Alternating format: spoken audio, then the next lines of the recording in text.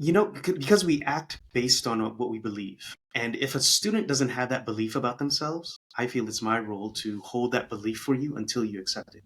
And I'm going to make evidence and argument. I'm going to make an argument, giving you evidence and examples to why I believe this. I'm not just willy-nilly pulling this out of my hat. I know why I believe this about you because I know how growth happens and what too. I see this in you. Remember when you did this? Remember when you did that? Remember when you did this? The place where we fall down is twice I did good, heard it never. Once I did bad, heard it forever.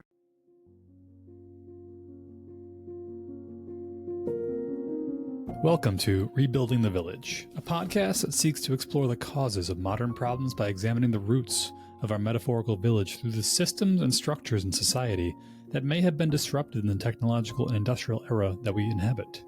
Thank you for joining me today. Mr. Higgs, how you doing today? Hey, Mr. Reed. Spelled R-E-A-D as opposed to E-E-D. I get a lot of Mr. Reds, or spelled R-E-E-R-E-I-D. There's a couple of variations. It's an English name. Yeah. All right. So you are we actually had a previous podcast and the footage got blown up. So we're trying for round two.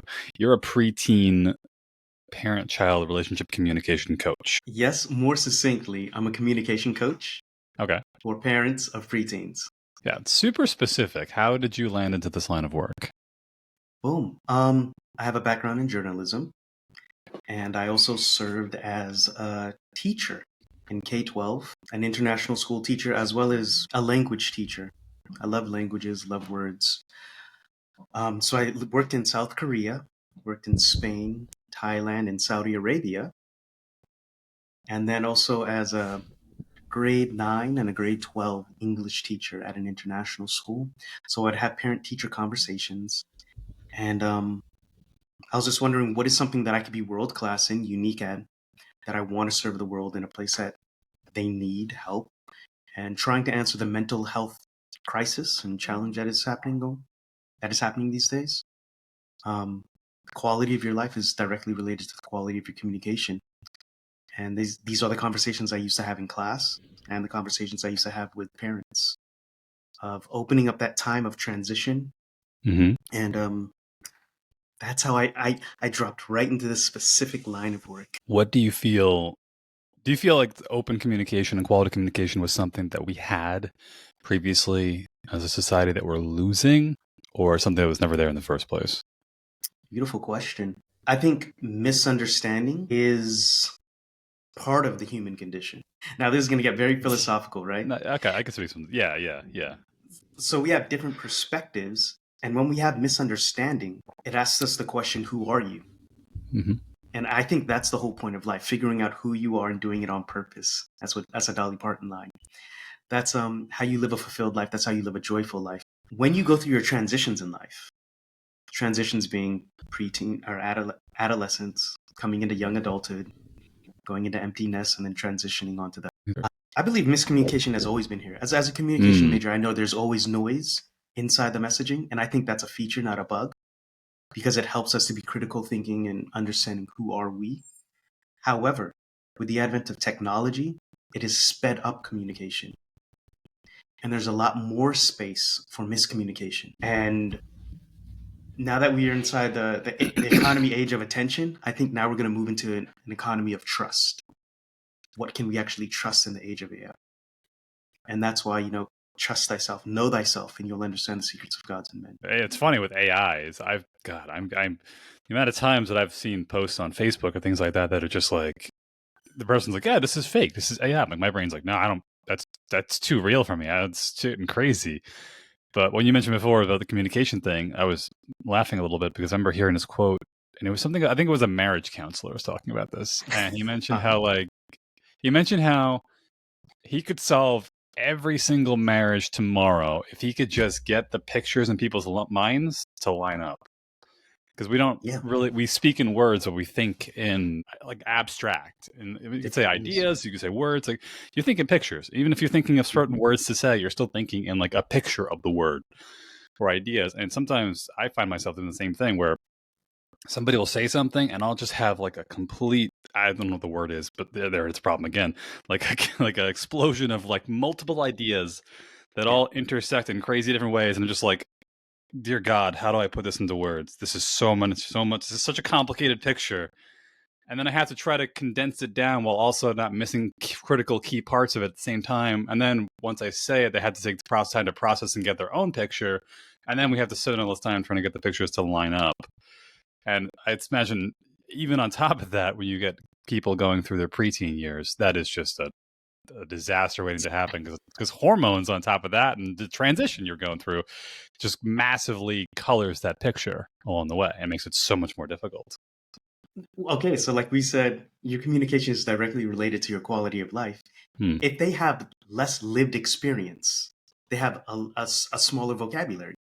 Mm-hmm. So they can't express themselves as effectively, right? I think you start to enjoy it when you start to see it as a game, and you get curious as in to say, what is this person trying to say? And you don't feel threatened by it. Lived experience. It's two layers to that to me, because you can live through an experience, but also a lot of people might not take the time to then analyze the experience afterwards. I know I'm at a point in my life, I don't know if it's age or if it's just practice and experience, that I've gotten to a point where I'm starting to really map out my behavior patterns, because I've been through them so many times. I pick up like, oh, this is the pattern that gets me to go to my computer to go to Facebook and then waste 6 hours.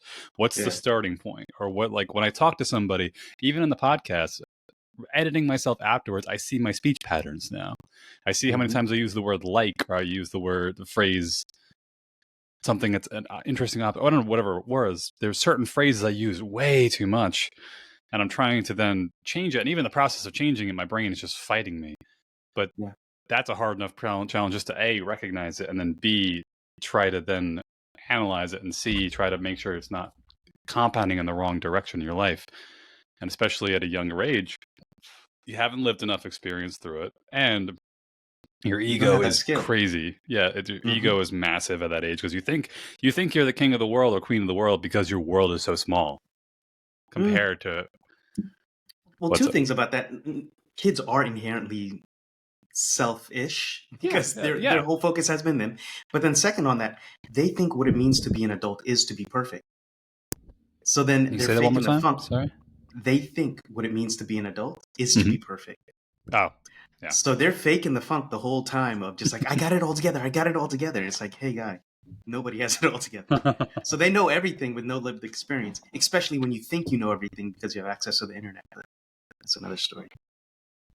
What have you noticed cross-culturally? You mentioned you've been teaching all around the world, and there's it's interesting. I think when we get to this point with globalization, is that it's almost like we have multiple experiments going on around the world at the same time. It's like, let's have one society try it this way, another society try it that way, to see which one works, what doesn't work, which ideas within each society works, what doesn't work, where like the upsides and downsides of each society you've seen. What's the major pros and cons across the board? I mean, because imagine through all this, you've then pulled together a curriculum of like, the Japanese do this that I like, but they just I don't like. And then the English do this that I like, and this that I don't like. And then, okay, I'm going to try to piece together what could be the best option of all of those things, best of all worlds. You have several questions there. I'm going to state the question and answer what I think was asked.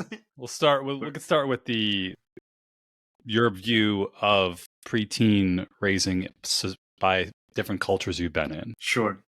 So remember, culture means people like us do things like this. And we do these behaviors based on our value systems. So one is always understand your audience and their value system. And value system just means what's important to them. For some cultures, individualism is very important. Innovation is very important. Community, like flourishing, is important to some people. That's not necessarily an importance inside America. What I have noticed is, one, people move towards your expectations. So if you expect people to act a certain way, they'll start to move towards that.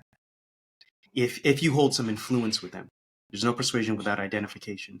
So if they start to see how you're like me, if they start to trust you, they'll start to move towards your expectation. Another thing is community is important because we're humans, and that's an inherent human thing. We need other people. We need other people to process the inevitable stresses we will go through. So life will be stressful. And again, That's what's needed for growth. Nothing can grow without stress. And that's an axiom, that's a principle of life that I honestly believe. And we're able to deal with that stress as we're in community to process that stress. There's a random side note of an interesting parallel of an experiment. There was an experiment done, I don't know how many years ago. It was this dome that they created. They tried to create like a little like artificial Did enclosed. I tell you this? Maybe you did with the trees, with the coconut trees. Yeah, Yes, I told you this last podcast. I think I remember hearing you say it and reading about it too. Explain it you for could, the you could. audience. It's yours. You explain it better. No, it's not mine. No, it's not mine. To teach us to learn twice. I didn't teach you it, but yes, please, as you understood it. So it was the dome that they did. They tried to create like a self-contained ecosystem. I think it was coconut trees, or some kind of trees that required wind to strengthen them. And they realized when the dome was enclosed and there was no natural wind moving through, the trees wouldn't get strengthened because they weren't being stressed. And then they weren't as strong and they would fall apart more easily. So that they have essentially over time evolved the need for an external stress to actually grow properly. And so, yeah, it's a lot of different variations you could look at that particular thing, but you do need some degree of stress. It's a sweet spot, though. You also don't want an incalculable amount of ridiculous stress. But you also don't want zero stress, but you also want to figure out what is your tolerance for stress that you can handle. Can you inch it up gradually over time versus biting off more than you can chew and then not beating yourself up in the process? Yeah. So if you want to look at this in regards to child development, there's this guy named Bruce Perry who has, it's called CPS. I forgot what it stands for, but I'm going to say collaborative problem solving. It's related to that, but that's not exactly what the CPS is. And the idea is, if you know when the stress is going to come, if you know it's manageable and you'll be supported, you'll deal with it better. Think about working out. That's how we get regulated. Those are stressors that we choose. We know when it's coming, it's regular, and it's manageable.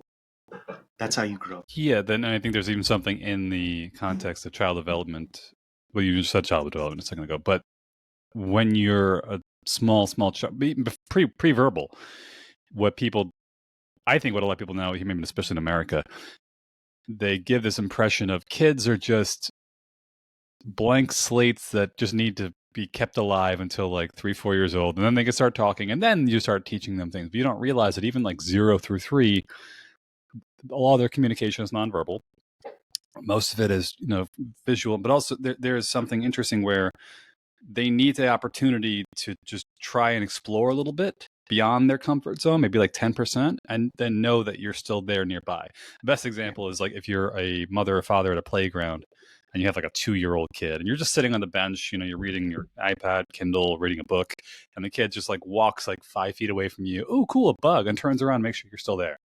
Yeah. Okay, she's still there. Good. I can go a little further. Oh, cool. I'll make sure you're still there. And if they don't have that repeated iteration of I'm going to try something out, but I need to know that you're still there. Yeah. If they lose that or they don't get those interactions, you get these good adults that basically can't handle average stress that most people are going to have on a day-to-day basis, and they wonder where that's coming from. But that repeated cycle of just like small amounts of stress beyond your comfort zone, it's like an iterative process versus something too big. But yeah. It's beautiful. Exactly what you're talking about is secure attachment. Now, when they're 10, 11, 12, they're transitioning into adolescence. And whereas they used to look to you for that security, mm-hmm. they have to learn how to look into themselves for that security as you're distancing yourself. And the way they do that is actually finding peers. That's why peers are so important during adolescence. They're trying to look for who's like them, who's going through the same thing, but like they're wafting in the wind, if you will. But it's like, oh no, we're stronger together. But then peers at this age are very flaky, or they're very all over the place in their development also. And that's another layer of mismanagement or misunderstanding. Well, even at this age, 35, and there's still times when I meet somebody that is going through what I'm going through, and it still just makes me like, really? Like, there are other people out there like this? They're out there, but then when you actually meet them, it just hits you so much differently. And it really does kind of makes you feel a little better going like, oh, okay, I'm not the only single guy who's having a relationship issue, whatever it may be. Sure. Like, but anything like that. And then it does, I could tell myself like, yes, there are guys out there, there's women out there, X, Y, and Z. But then when you actually see them, and just your body just has a completely different reaction to it. There's a good example. There's a guy I interviewed recently who's a coach of sorts. And he told me how in the beginning, he was giving out like free sessions just to try things out, but how often he'd get people asking questions that to him felt so obvious. Yeah. But then you realize like the last 10 people have asked me this question. I thought it was obvious, but now you realize like, oh, it's actually all 10 people didn't know that all the other 10 people out there existed who had the exact same problem, which means there's some kind of a bit of a community drop off going on. Things like social media might be a massive part to play in that, because it tends to exaggerate people tend to exaggerate the best parts of them without really bridging the gap between the difficulties they're going through to then empathize with somebody else. Mm-hmm. I think that's a part of it. I think another part of it is, people don't have, I think people aren't having authentic conversations these days. Yeah. Like I was having a conversation with a friend, a lifelong friend from university. I stood in his wedding. We'll have the deepest of conversations. I know him to his soul. Of like, I know the stuff that he got away with, the stuff he didn't get away with, and the stuff he struggles with, And we don't have those conversations in public spaces like podcasts and, Someone said, an old man, he said, what they don't tell you is at this age, you want lifelong friends, but you can't gain lifelong friends at the end of your life. You have to be working on it all the way through. And I think we're lacking that. People are lacking that. You're good. I recall years ago, I had a friend of the family. She had 3 kids, three. I think all of them were probably under 7 or 8 years old at one point. So it was just chaos in the household, like every day. But I remember her posting on Facebook all the crap she was dealing with, literally and figuratively. That rather than people posting like these amazing photos, selfies of the family, everyone's on vacation, everyone's super happy, nothing's wrong, doesn't care in the world. She was like, okay, well, I just had to clean up the 5th blowout of a diaper today, and my nipples are bleeding from breastfeeding for the 7th day in a row. I haven't slept more than 4 hours in the past 2 weeks. And I remember my family going like, oh, why is she posting that? And I enjoyed it because like, this is authentic. This is real. Any mother out there of a young child knows exactly what she's going through. And that when you see this is a big thing I hear with new mothers nowadays, especially, is that if you don't have a strong social group already, you need to like find a mom's group on Facebook, because there's so many things you're going to go through. And this applies to anybody going through any kind of transition period in their life or difficult time in their life. There are people out there that are probably going through the same thing you're going through. It's just difficult to find them, and it's difficult to be the one to put your hand up and say, like, does anybody else feel the same way I do? Because then it feels weird. Like, well, what if I'm the only one? But more often than not, there's a ton of people. They're all just as afraid as you are of admitting, I'm a little scared right now. I'm confused. Anyone can help me. Yes, and yes, wholeheartedly agree. I think the and part is also, there's something that's uniquely you that you're going to bring there that the other perspectives don't see. So it's differentiating and then integrating, and integrating. I like that. Because, and that's the beauty of life. It's like, as Americans, can we say how we're different? And then can we integrate to bring it along and like hold the other person in their dignity or their worth, to be like, okay, yeah, I get your experience. Then can we do that as a world? We do it as a family. Think of your siblings or your parents. Yeah, you differentiate. You know how you're different. But you're also your common ground. In healthy families.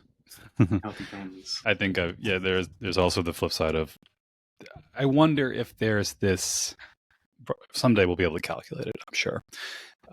There's this limit, it's not a limit, no, it's a tolerance for too much differentiation within a system, within a group of people, that you could say, okay, you're 10% different than me, so maybe I could see some overlap, versus like, you're 90% different. Do I even want to take the time to try to, and the example I think of in this case is like a black sheep in a family, of a person that is born to a family that is just wildly different from everyone else in the family. And in some cases, the family learns to embrace it and say, you have a purpose here. We just don't know what it is yet, but we're going to figure it out. And then other times they might say, like, why are you not like us? You came, like, you have the same genetics, you should be like us. And people not taking into account the fact that personality can play there's a wide range of personalities that can happen within a family. Yeah. A good example is might be men who are naturally sensitive and empathetic people who are the children of really rough and tough fathers. Okay. And I've had friends over the years who have been in this category who are like, they just are more sensitive, they're more caring, they're just like they'll cry when they watch The Notebook, whatever it was. Whereas the father is like ex-military, super badass, has never cried a day in his life, and they just mix like oil and water. And then the father's thinking like, well, how do I share genetics with you? How do I do that? And recognize, rather than saying, okay, like, you have something you can teach me and I have something I can teach you and we can integrate, or I'm just going to put up a wall and act like you don't exist. And it's not as uncommon, unfortunately, as people think. And then trying to teach people to recognize, like, just because somebody's wildly different than you or even moderately different, there's like I said, there's an opportunity for integration for you to touch into a part of yourself that you may not need to use all the time, but can come in handy once in a while. I think what you described was empathy, taking the Yes. perspective of another person and saying you're accepted. Yeah, Yeah. and not beating them up for having another side. Like for men in particular, this is just my experience. A lot of men, could be in America, but I think it's becoming more global, especially post World War II, have been taught to lose touch with their emotional side more than we So, would like not all of them, but it's become a yeah. pervasive pattern. It's starting to cause ripple effects in marriage, in the dating scene, in mental health, and things like that. I was reading something. I was in a group. It wasn't a men's group. It was a parenting group where only men showed up. Hmm. So it turned into a men's circle. That's cool. That's cool. And there was a article I was reading about a book called The Magic of Caregiving. I Hmm. believe that's the name of the book. And in it, the author was talking about how unpaid caregiving work by males, they reported to be, what's the word? Less lonely or more connected. And it was changing the narrative around what it means to be masculine and nurturing. Now, it's funny because when we think of nurturing, we're actually pulling the person closer to us. Hmm. Whereas masculine energy pushes it away to say, hey, look, we have to be separate and we have to set up our boundaries. And I still respect you from afar. Healthy masculine energy. I I could still talk to respect that. you from Yeah. afar. Yeah. Yeah. Yeah. But I think, I mean, we're a mix of polarities, all of us. Yes. And that Yes. we need to have a nurturing side to us. Hmm. If we're taking care of kids, if we're taking care of other men, other women, other members of the community, it's the fact of saying, hey, I see you and you see me, and I care about you. That's where I think a lot of us, where the loneliness epidemic is coming from. We don't care about other people, or if we do, it's hard to express our care because we feel it's not in alignment what is traditionally masculine. Yeah. Yeah. The book I read a while back. I'm sitting on my desk. I'm staring at it right now. It's called The Way of the Superior Man, and it sounds Yeah, really egotistical, but by it's actually Dio. What's his last name? David Dita. Dita. There it is. Dita. Yeah, and he outlines the idea of masculine and feminine like energy in essence, and the idea being that masculine essence essentially is like purpose driven. Like, you Mm-hmm. have a purpose, you have a goal, you're trying to push your boundaries, you're trying to push your edge, your limits, your comfort zone, not dramatically, but sitting at the edge of your comfort zone and keep doing something to kind of like drive the world forward, drive your skill set forward. Who could you really be if you really tried? And then feminine being much more like nurturing, loving, caring, like bonding. And I think you said something before about masculine being like pushing people away. And it's funny because I think that's to become the pervasive narrative of people saying like, well, I'm a man. We don't have feelings. We don't talk about, we don't, but when in reality, you can use other men who are in that masculine essence to essentially help encourage you to stay in your discomfort, to acclimate to it, to kind of find another man who said like, this is why men's group is so powerful, is to be around other men who are saying, oh yeah, I'm doing shit and it scares the crap out of me too. So Yeah. you're not alone in this. So we're here to encourage each other.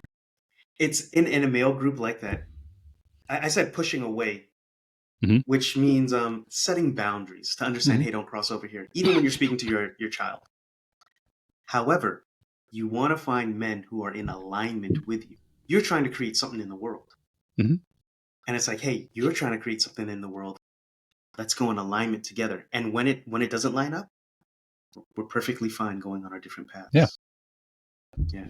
That's a good example of like making new friends as you get older. It can be a lot of men they go about it the wrong way. Because I think what happens is as you're growing and developing, you might lose friends. I'm not saying lose friends. You definitely get distance. From friends. Because the people like I haven't spoken to in 20 years, but I'm sure like if I picked up the phone and they wanted to chat, they'd be like, "Oh yeah, we'll just like see how you're doing, cool." Yeah. But there's something in there. I'm trying to get to the idea is learning to acclimate to stepping into new circles. Where this is a good quote I like. It's like if you're the most interesting person in the room, then you're in the wrong room. You're in the wrong room. Yeah, and I think I can tell you, I noticed I did this myself. Is that I subconsciously put myself constantly into rooms, quote unquote rooms, where I felt like I was the king of the room. And then when I would go to rooms where somebody else was like ahead of me, but within range or something that I could learn from them, I would get defensive. I would get egotistical. Like if I'm the smartest person in the room, like, yeah, check me out. I'm awesome. Holy crap, look at me. And then in the room where like the guy is even better than you, like, who the hell does this guy think he is? He thinks he's all fancy and whatnot. Not realizing like, no, this is probably an opportunity to learn something here. Like this guy's a little further along in the path than you are. Like I wouldn't say put me in a room with Jeff Bezos and Elon Musk because I'd have nothing to say, nothing to contribute. I'm not anywhere near those guys. But you would. Comparative difficult things to contribute. We'll see. I mean, you say contribute, but well, this is the thing, right? In my travels, I've been in rooms where people are high status in the culture that I'm in, but they're just another person to me. And when you talk with them, people are people, man. Yeah. Like people are going through the same stuff, maybe at different levels. And that's where you get curious to, you said to learn something of them. I learned something of life. Like, because I believe if I was born into the same context of space and time, I would have made all the same decisions they did. That's why I lead with no judgment. And I get curious to understand why they do what they do, why they value what they value. Yeah, yeah. Then there's a wording there. There's a funny little behavior pattern. We talked about behavior patterns I'm observing. And I realized this recently when I was talking to a friend of mine. We're into like stock trading and portfolios and investing. Yeah. And I had an idea I wanted to run by him about like weekly accountability because it's very easy to just fall off track and not keep on top. And as I was typing it out, I typed out like, I have a really stupid idea. And I stopped myself. I'm like, it's an idea. Why is it stupid? Like, why does it just jump to the idea? Like, this is stupid. Like, no, I said to him, like, I wanted to tell you this was a stupid idea, but I just realized this is my behavior pattern of attacking my ideas before they even landed. And recognizing that if you have 10 ideas, 8 or 9 of them might be bad, but one of them might be really good. But you shouldn't judge yourself for 9 bad ideas along the way. Yeah. I think I literally just did it just there, where it's just like, if I was in the room with Jeff Bezos and Elon Musk, I'd have nothing to contribute. Like, no, there's something you could learn from them. There's something they can learn from you. And it's a subconscious thing that's I'm still trying to catch myself doing it and then stop myself from doing it. But that could also tie back into the men's thing, or even people being comfortable enough to step into a room humble enough, comfortable enough, letting their guard down, letting the ego down, not judging themselves for not being on the same level as the next person. And learning to say, we're at different points, and maybe that's something I can learn from you, and I'll catch up at like dropping my ego, learning to be humble to admit there's something here I could learn. Like we said earlier, growth is not comfortable, but it's a necessary process. Yeah. I hear you say on the same level, and for me, the word status comes to mind. Oh yeah, status is there because of value systems, right? And if I'm not familiar with the value system, I may seem like a sore thumb, but it's like if I'm not familiar with the value system, I'm going to approach everybody the same, just like a toddler or a baby. It's no discriminator. Here's another thing worth noting: charisma is characteristic of having power and then giving somebody your full attention, yet they feel non-threatened by your presence. That's how people would describe Bill Clinton. It's like he has all this power. He would be fully present with you, yet you know you're not threatened by his presence. You know he's caring. Now, take what I just described about charisma, and then walking into a room where it's just like, no, I have power. I have authority here, internal authority. And then you walk around the room, but you're not threatening anybody. It's not true beauty doesn't have to ask for attention. True confidence doesn't seek validation. It knows itself. And I'm no threat to anybody else, even when they threaten me. True champions are silent. Yeah.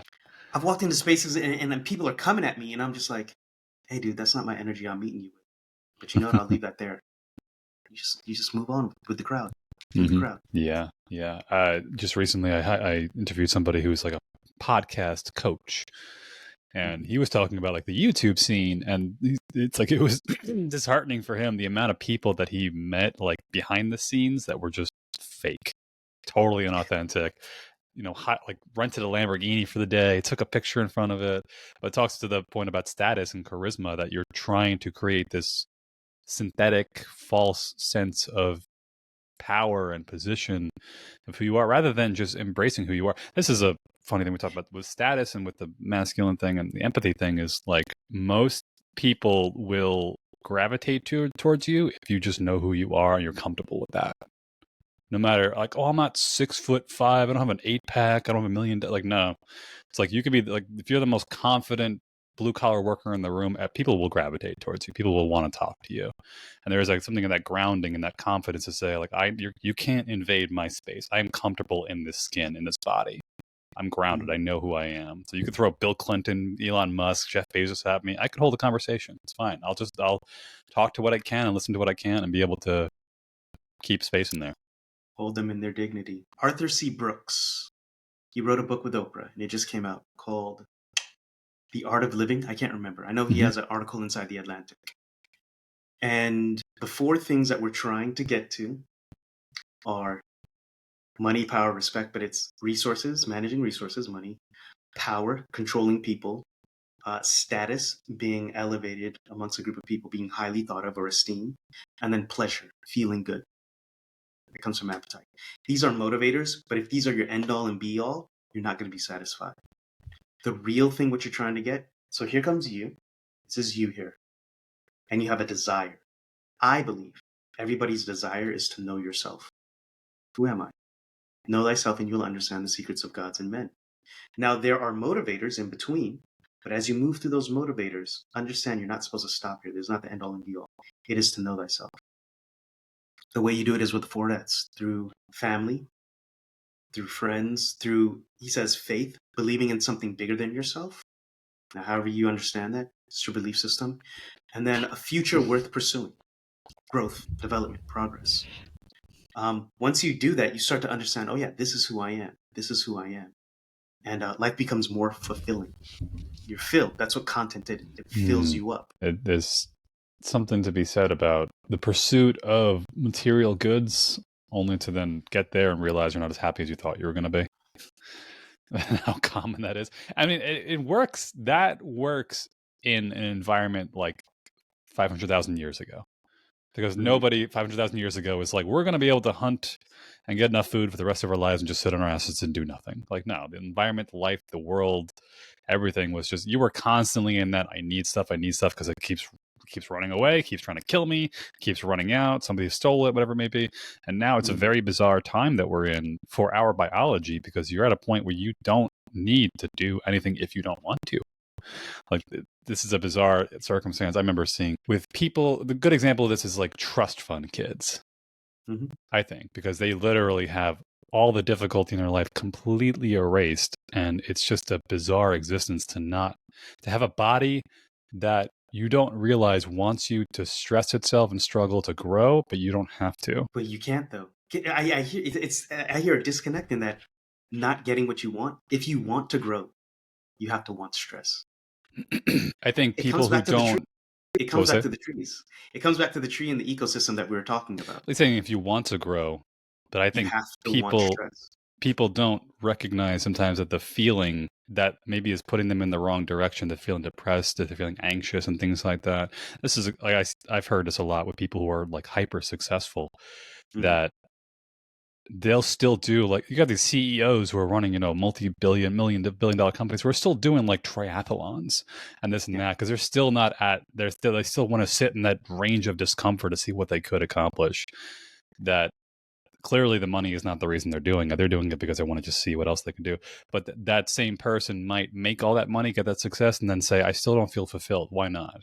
It's like a feeling inside me. I just feel like it's not good enough.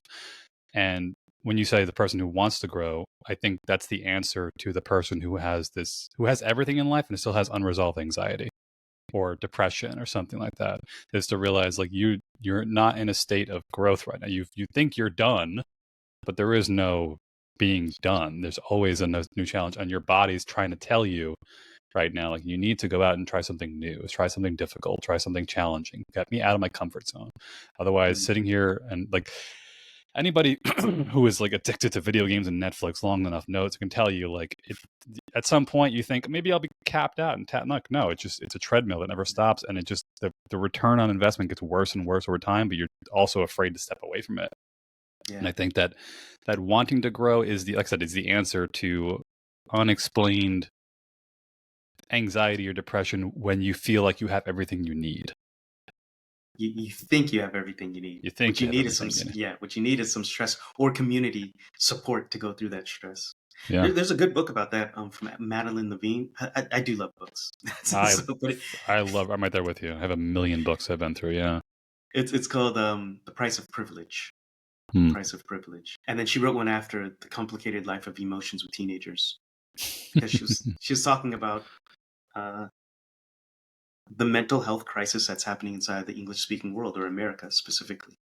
But it's a price of privilege if you have everything. And then there's another one called Childhood Emotional Neglect by John S. Webb.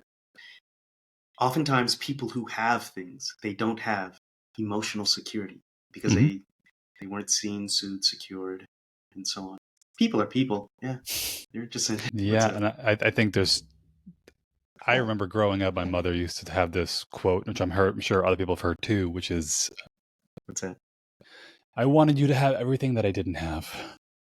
And I hear that quote nowadays, and, like, I just want to, like, punch a hole in a wall. I appreciate the gesture, which is to say, like, I think what they're saying is, I want you to have a better life than I did. But I think really the answer is, I want to teach you how to manage the stresses of life better than I could. Because if I give you everything I didn't have, my answer to that every time is, everything you didn't have is what made you who you are. And so when you deny a child, the opportunity for meaningful challenges and stresses, you're really you're making life harder for them, whether you realize it or not. I love that. I had this conversation for that line. I want you to manage the stresses of life better than I could, because that's really what you want. Yeah. And like, appreciating the stresses in life, because it's funny that there are people who have have nowhere near as much money as some of these, like, millionaires and billionaires do, who are just 10 times happier because they have a dynamic in the family where they've learned to appreciate what they have, while also creating an environment where they're kind of sitting on that edge of discomfort at a gradual, comfortable rate.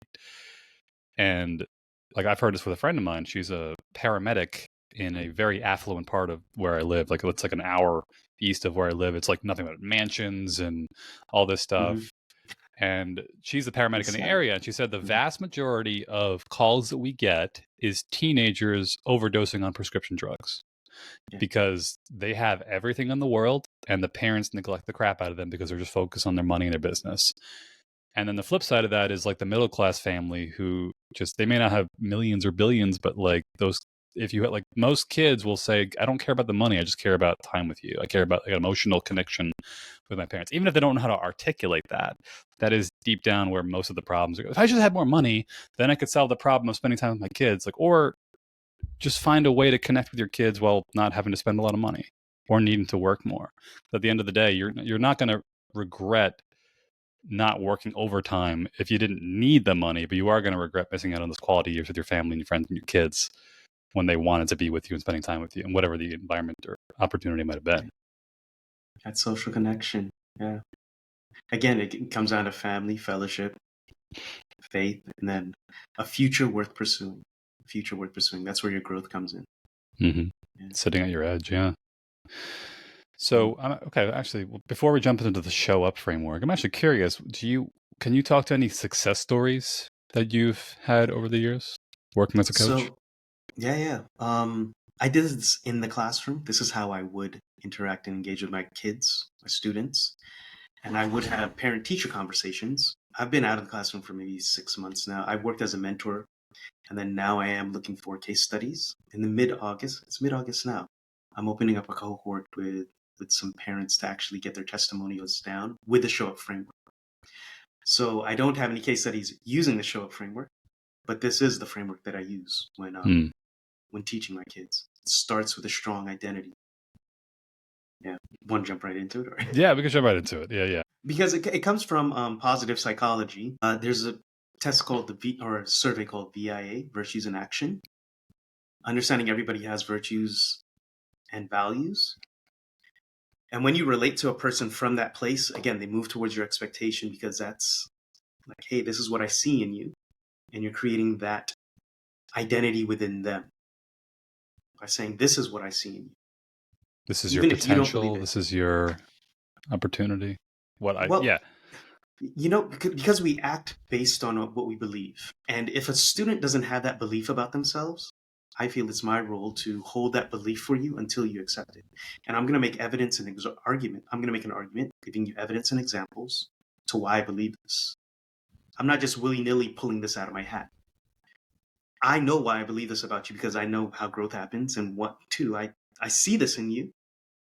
Remember when you did this? Remember when you did that? Remember when you did this? The place where we fall down is once I did good, heard it forever. Twice I did good. Twice I did good, heard it never. Once I did bad, heard it forever.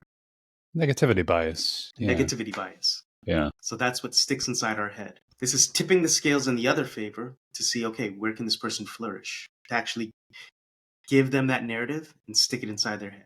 It's not Pollyannish. It's not like, oh yeah, I'm ignoring all of this. It's like, no, I'm acknowledging that, and I'm acknowledging that I'm dope. You know what I mean? Because that's just as true as the other end. If you're making progress, and I believe you're a born whole, and then there's all this minutia put on you. But essence starts with a strong. We're born whole. Born whole. Okay. Whole, okay. Yeah. And then there's stories and scripts that we put on ourselves as to why we're not enough or discontent and so on. Starts with a strong idea. 2 is H, hold space for collaboration and critical thinking. Whenever we're going through problems, we often think, what's wrong with me? Whereas it's, hey, you just don't have skills or you're not supported. Or 3, it's not important to you. If it's not important to you, what is important? Let's collaborate. Let's think this through in community.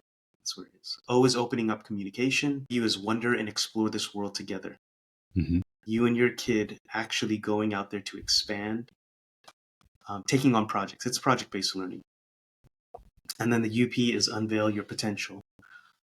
Celebrating whenever you're living into your identity. To celebrate means gather together, honor, gathering together your words, your attention, and everything I'm saying. That's like you. Yeah. What's funny, it's popping in my head is, I don't know if this is a more recent thing or if it's always been pervasive across cultures, is this fear of mistakes and failure. And something hold space for collaboration, and it's like, an environment where we might encourage critical thinking and collaborative problem solving, but also being totally on board with mistakes along the way as a part of the learning process. And I think I know about myself, I have this sometimes where, it's my cat again, that I feel that pull in the back of my head when I make a mistake of just like, oh my God, you're this, you're that, that was so embarrassing. Or I just don't want to do a thing because subconsciously I'm afraid of the mistake involved. And what popped into my mind was this, I think it was a quote from Jeff Bezos in one of his earnings calls on a quarterly report from years ago for Amazon. And one of the analysts asked him, like, what is, they had a Amazon Fire phone, I think it was, or something they're trying to unveil. And they said, what is your thoughts on the fact that the phone was like, lost, $100 million because the idea just flopped. And he said, "Oh, if you think that was bad, wait till our next project and see how hard that one's going to flop." And it's his kind of way of saying, like, we don't find success by not trying and not failing. Like, you're like this. Amazon has like, you don't hear much about it. If you look at Amazon, you think, oh, biggest successful company in the world. You said there's a ton of failures in there, and people. It could be social media. It could be the everlasting portion of the internet where basically you make a mistake and it just echoes on forever. And people have a hard time of voluntarily embracing that. And it could be, there's a lot of thoughts that come to mind around biology, around, risk aversion in our genetics and things like that. But we're at a point in time, it's a bit of a weird conflict with our own biology, that we're at a point in time where taking chances and taking risks probably have arguably one of the lowest risks of catastrophic failure for most things you can do in your life. Like, obviously you don't want to risk running out into traffic, or you don't want to risk trying drugs, but risk, I don't know what the best examples are. There's a million that I'm sure you can point to. There are also healthy risks. Yeah. Think about the risk of not taking a risk. That's the biggest risk of all. Yeah.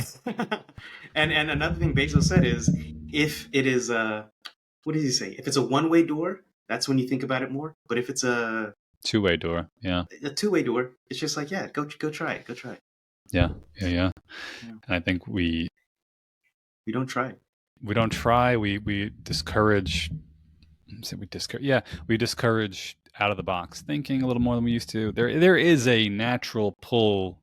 I see this all the time myself, where if I'm away from a friend for a long period of time, we had a discussion about something, and I start thinking about it, and I start getting like more in my own head. I'm like, you know what? I disagree with this and this and that and this. And then as soon as I'm in person with them, like, I agree with everything you said. Everything. I'm not going to question you. And you're like, where the hell did this guy? I had so many points I wanted to talk to, but I realized there's a part of me like, but what if he doesn't like me and he disagrees, and what if he leaves me to get, and it's I feel it, where I'm like, I had things I wanted to say and now I can't even remember what it was, because subconsciously you're afraid, what if, the tribe, the group rejects you, so you become averse to taking that risk in some portions. Man, you can't be concerned with the opinions of others. Easier said than done, but I mean, with age, eventually you grow out of it.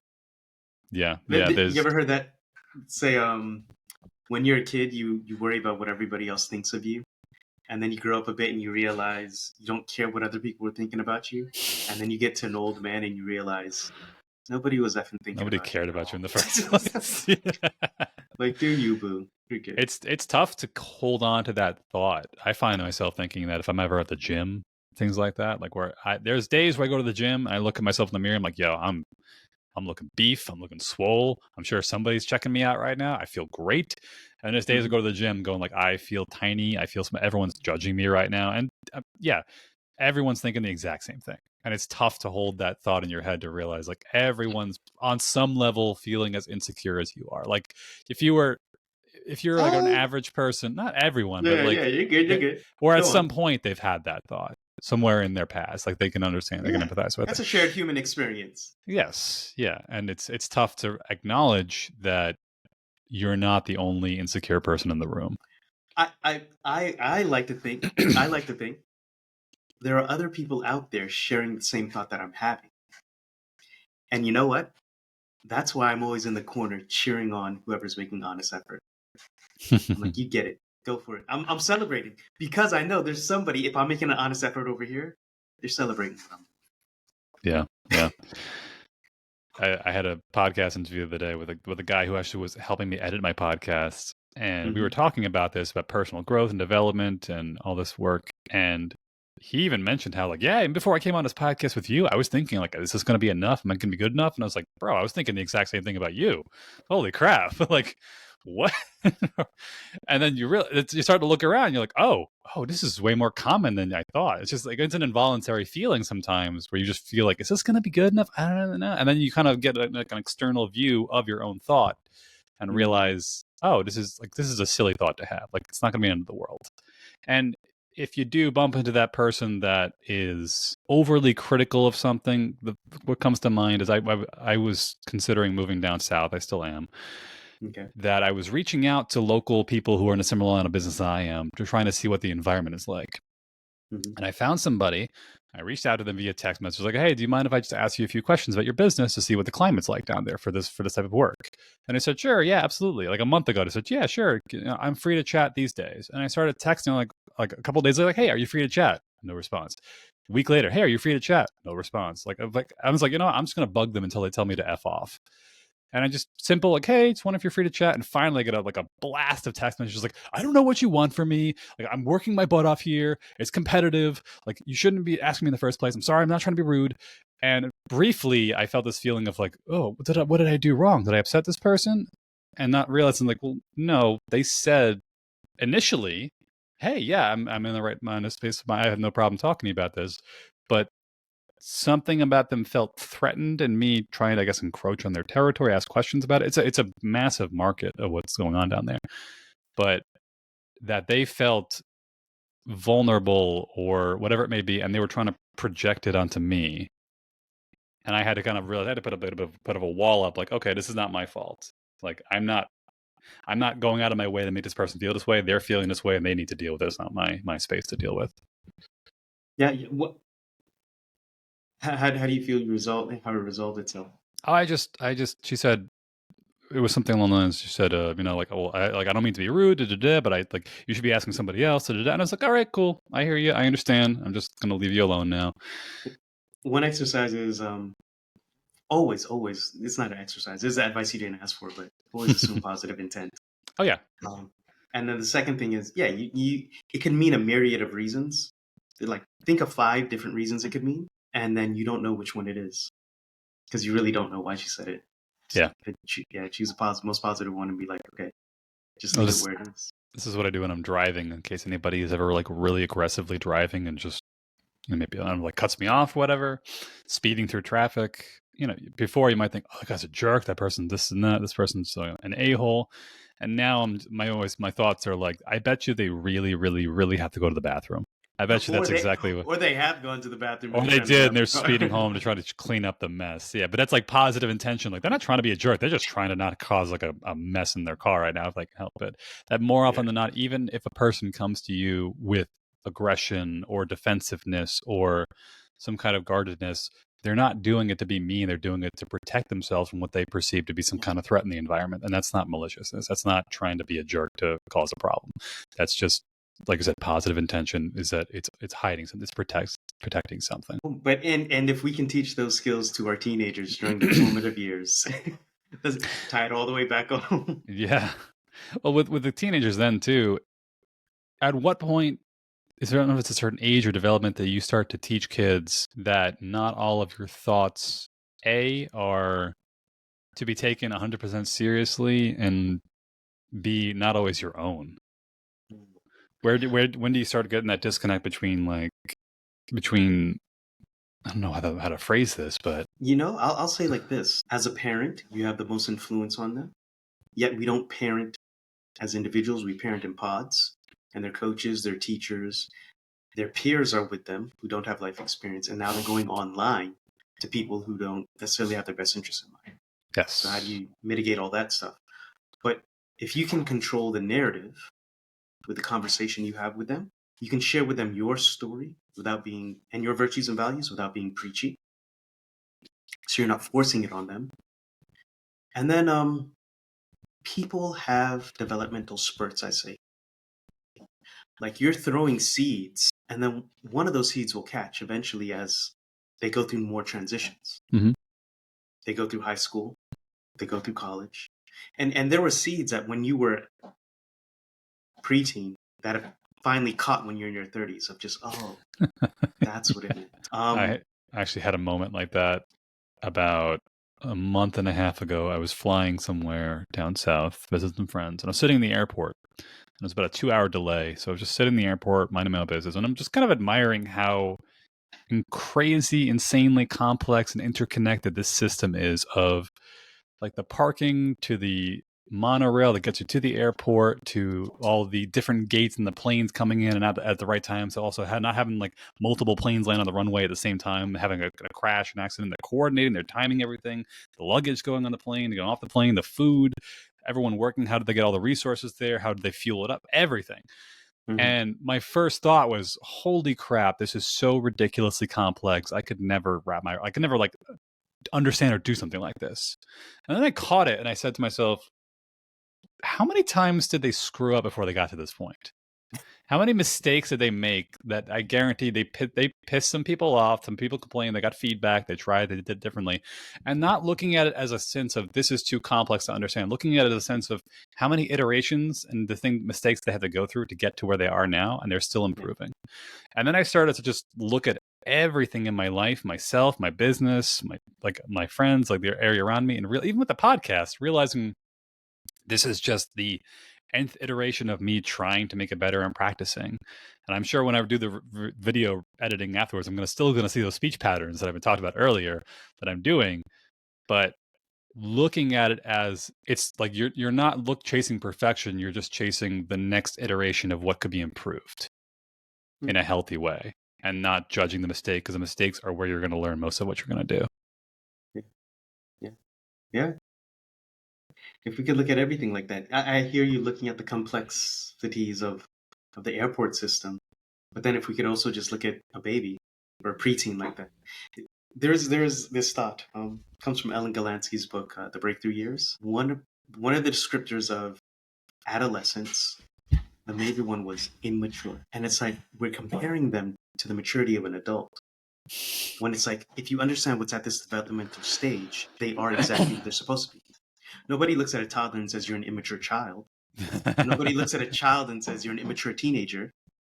It's just like, no, they're so we're asking them to live up to expectations of, hey, no, I expect you to be a teenager.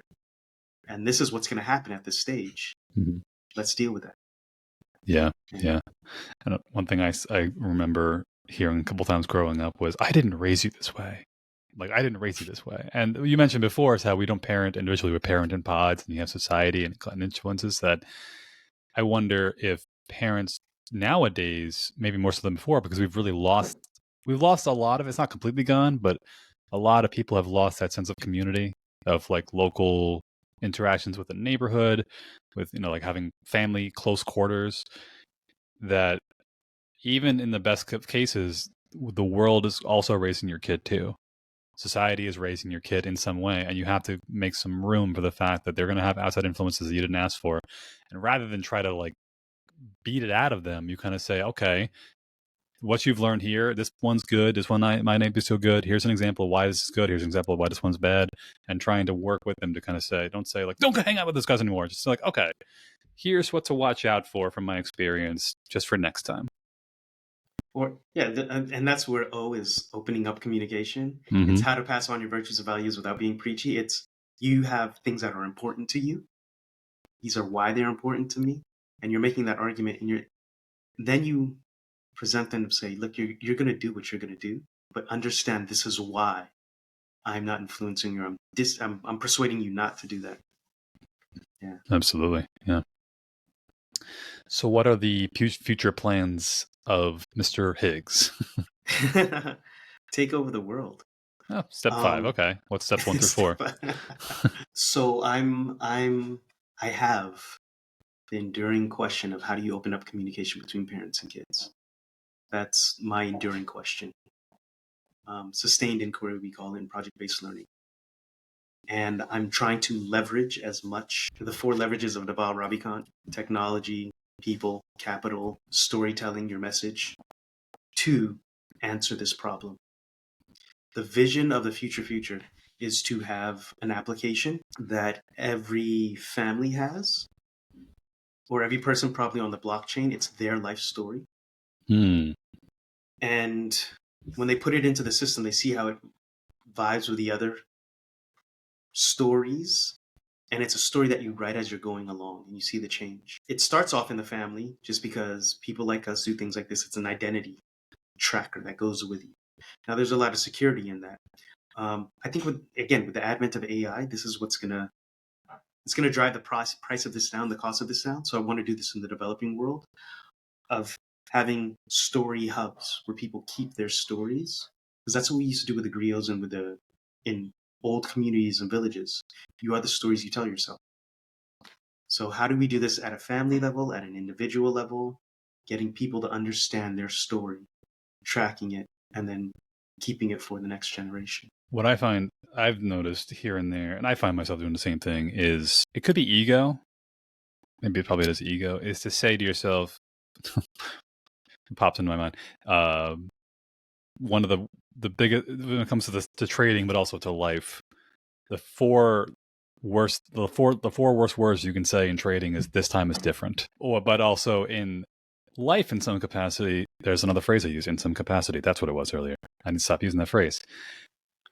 In life, that your life will be unique to you, but there's going to be a lot of overlap with a lot of other people, and you need to make space for the possibility that you're a human being. You have a lot of behavior patterns. You're genetically very similar to people who are around you, who have had very similar stories. And there's value to be taken in those, like you mentioned, in those stories. I've had people I've spoken to about where they are in life, what they're doing, and giving them an approximation of what their next few years might look like based on me seeing it enough times in other people. And then they kind of, well, that's not going to be my life. Now I'm going to do something different. It's like, yeah, hopefully. But also be aware that there might be some common overlaps, very commonly in things like relationships and dating, where you don't realize that if you're dating the same type of person over and over again, that there's an internal problem here. There's a pattern here. And oftentimes what we'll say to people like that is to say, if you don't identify the pattern and figure out the root cause of it and start to become aware of it, it's going to repeat itself. No, it's not. It's not my fault. It's that person. It just didn't work out. And I like the idea of saying, like, we have stories, we have like almost like a cryptocurrency blockchain of life, of stories. Mm-hmm. So you can basically pull it back and say, who else has been where I am right now? And what did they do? Learning, one of the best values of being a human being is your ability to learn from people's mistakes. Yeah. And not being reluctant to the idea of trying to do that. Not trying to reinvent the wheel every time you have a problem, if you can help it. There's going to be small nuances and changes. It's not going to be exactly alike, but it's going to be enough overlap that you can try to take it seriously and to hear people out. Empathy. Yeah, empathy meets blockchain. So that's essentially what we're doing right now. Empathy meets blockchain. I like that. Actually, yeah. The empathetic blockchain. The last thing I know, I could see there's a book in the background. Oh, okay. All right. I know. I think I mentioned last time when we tried recording this, I think you had written some books, but it's a little bit fuzzy right now. So if you want to just tell me what they are. Oh, no. Well, this is my book, Inspire Life Through Words of Well-Being. Gotcha. Yeah. Personal poetry, personal meditation in poetry. So that's my book that I wrote. This here is the Goodbye book that I got from my fifth graders. What they did, it's a lot of stick figures with afros. I love that. These kids are wonderful. They were fifth graders when I was teaching them. And the whole idea is to stay in the game long enough so that they can teach the principles to their kids that I share. They made my own Pinterest page. Quick story about this book. They presented it to me when I was on stage at the end of the school year. And Penny, she was like, turn to the last page, turn to the last page, turn to the last page. I was like, what? And the last one says, you of all people deserve a happy ending. Because we used to talk about stories and characters and all that. And I thought in my head, as critical thinking, there was no doubt. There was like no insecurity. But I was like, do I deserve a happy ending? And I said, yeah. And I said, how do you do that?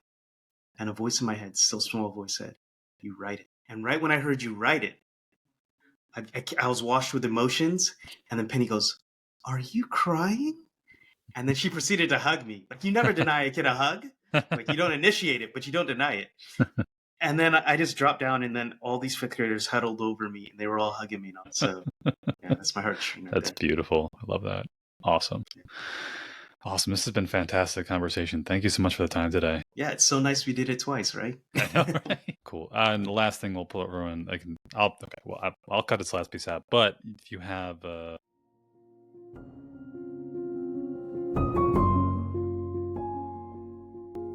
Thank you for joining us today. If you found us informative, thought-provoking, or learned something new, Please leave a review or a comment and tell a friend about the podcast. Feedback means the world to me, as I want to make this the best possible podcast that it can be, and to help others identify the causes of and solutions to problems in their own lives and villages. Until next time, let's keep working on rebuilding the village.